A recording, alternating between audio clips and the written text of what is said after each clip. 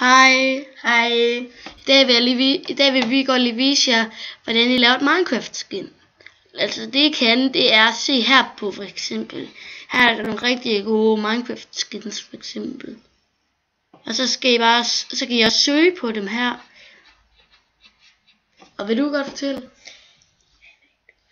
Og så kan du gå på editor, eller jeg kan ikke helt finde ud af at udtale det ordentligt, men der kan du i hvert fald lave dit eget skin. Og det er altså, det er noget af det nemmeste at lave sit skin med.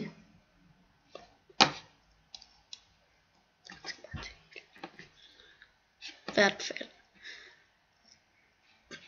Så kan du også, du kan finde alle mulige skins, som du vil have. Og du kan også bare søge, hvis du kender for eksempel Assassin's Creed-serien eller sådan noget. Bare søg på den, og så kommer der et skin med det. Så det du gør er for eksempel, så farver du bare simpelthen.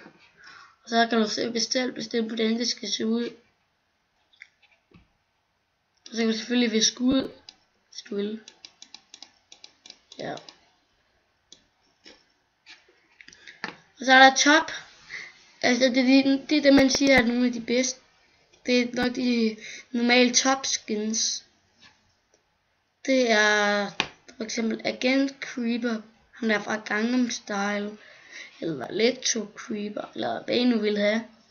Og ved I hvad, så gør I bare det, at I vælger. Jeg kan for eksempel vælge en.